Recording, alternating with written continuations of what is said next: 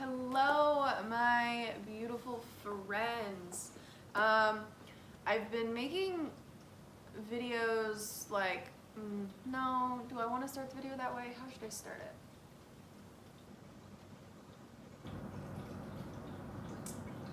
Hey everyone, what's going on? It's Linds back with another video. Today I thought I'd talk about how I manage my time as someone who works remotely.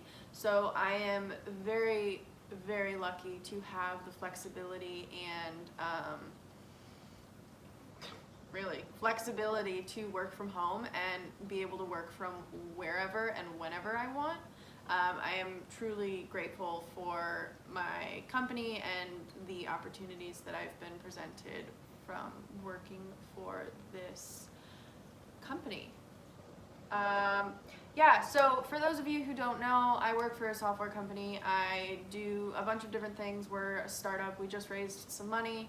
I do everything from supporting our customers to managing our clients who need support with tech recruiting. So I am tasked with sourcing software engineers, emailing software engineers, phone screening the software engineers, and getting those positions filled.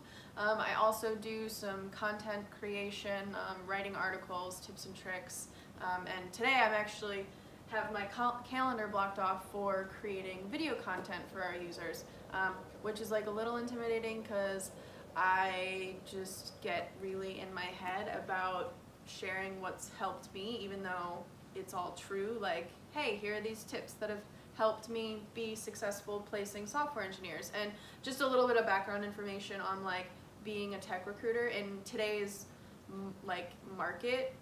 It is a candidates market, so that basically means there are more open software jobs than there are software engineers. So that's why tech recruiting has become kind of this like cutthroat thing where we're constantly fighting for the attention of software developers and just everybody in the tech realm. So at any rate, I just wanted to share a little bit on my time management structure. So I've been doing calendar blocking for quite some time now, and I've been re-motivated to kind of really get back into holding myself more accountable to those time blocks, because like you can block off as much time as you want for anything, but like if you don't actually do the shit in the time that's blocked off for the thing you blocked the time off for, then it really doesn't matter. So this morning we had our weekly all hands call, and then afterwards I blocked off time for sourcing and specifically creating videos on sourcing. So I did that, and now it's lunchtime, and I just kind of was inspired to film this video to share with everybody who wants to watch it how I manage my time. And this has been one of those things that's been a lot of trial and error. So first and foremost, what makes it so much easier to manage my time is having a set bedtime and wake up time every day. Even if I'm working, even if I'm not working, I usually get up around 5:30, 6 o'clock on the weekdays, and then I get up at like 6:30, 7 on the weekends. I don't set my alarm, but I just get up at that time, especially in the summertime. And I am in bed by 10:30 at the latest. Because even though it might not seem like it, you're not missing out on anything. If you stay in to go to bed early, you're not missing out on much. If you turn your phone off and you don't check Instagram for 45 minutes and you get that extra 45 minutes of sleep, I promise you when you wake up and check your phone, shit's still gonna be there. So yeah, first and foremost, go to bed and wake up at the same time every day. Number one tip. Second tip, have a morning and nighttime routine. So I am a firm believer that the night you have the day prior sets up your morning for the following day. So before I go to bed, I usually like clean up the work area, wherever that may be for the day, or I pack my bag if I'm going to the city or plan to work from a coffee shop the next morning. And I do the dishes in my kitchen, I wash my face, I like have like this whole little thing I do pretty religiously. It takes maybe a half hour, so it's one of those things you just kind of gotta go with the flow and find what feels good for you and what helps you get up in the morning for that. So I like have my little coffee station that I set up, so when I wake up in the morning I can make my coffee, and that makes me super happy, and set my alarm, and that's like kind of what I do. You can check out the nighttime routine here if that's something you're interested in. But another thing that helps me is I turn my phone off an hour before I go to bed. Like, it's on airplane mode. You cannot reach me probably anytime after 9 p.m. Can't get a hold of me. Sorry, don't take it personally. And I set my alarm for 5:30 the next morning, and I sleep with my phone out in my kitchen, like in the other room, just because then I have to get my ass out of bed, and it's a lot harder to get up and then go back to sleep once you're out of bed, because then my dog's up and Latte wants to go for a walk or whatever. And yeah, I just find it really helps me because then I'm not like scrolling before I go to bed, and I'm not scrolling right when I wake up in the morning. So morning and nighttime routine, find what works for you. I know everybody's schedule is different, but even if you don't have a standard 9-to-5 job or you're off for summer vacation, like, it is so important to have a routine that helps get you grounded and out of your head into your body, all of that good stuff.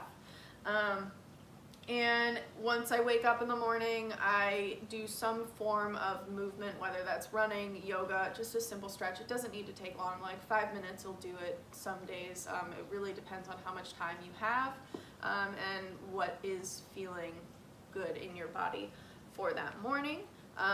Wash my face, drink a giant glass of water, walk latte, and make a cup of coffee, and then I write. So the writing kind of varies from day to day, because some days I do more structured, like, okay, these are your to-do lists, like, Lindsay, bitch, you better get this shit done. And yeah, some days it's to-do lists, other days it's just like, okay, I'm feeling like crap, let me just write until all these feelings make sense, and even if they don't make sense, at least they're not in my head and in my body anymore. So that's something that's been really helpful for me. I do have a like Google Calendar that I live and breathe by. So if anybody at work needs to know like what's going on, they can go and check. And I did start color coding it. I don't know how I feel about that yet, because it's kind of like you look at it and it's like, blah, the rainbow threw up on Google Calendar. So I did print like little calendar, what are these called? Pieces of paper. Yeah. So I can like physically write, because I really like having both mediums. I like writing it out. I did have a planner. I haven't bought a new one. I'm still using my little just standard notebook.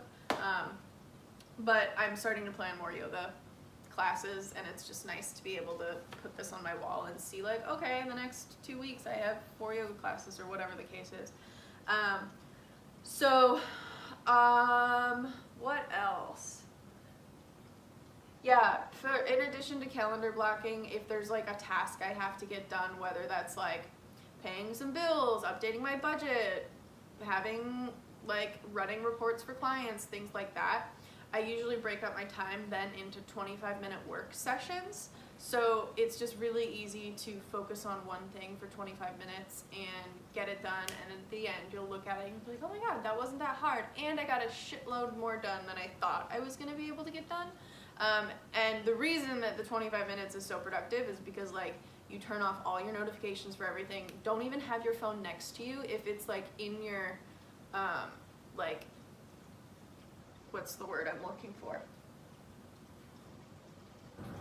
Brain. If you like just reach for your phone without even thinking about it, put your phone away for 25 minutes, like in the other room, in a phone jail, whatever you need to do to focus, do it. And then take a break, and then set the timer for the next 25 minutes, and just kind of do that until you get whatever you need to get done. So that was a little bit of a brain dump.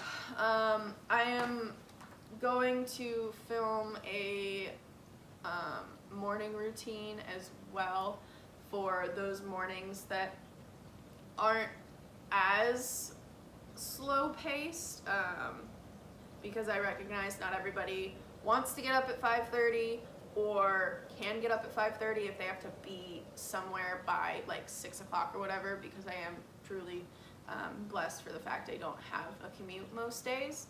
So I don't take that for granted. But if there are any other types of videos you'd be interested in watching, like I'm gonna film a budget video because your girl's paid off almost 15 grand in credit card debt in the last 5 months, and I'm pretty fucking proud of that. So I would love to help anybody that dug themselves into a hole like I did and they can't seem to get out of it because it took a second job and a lot of saying no to coffee.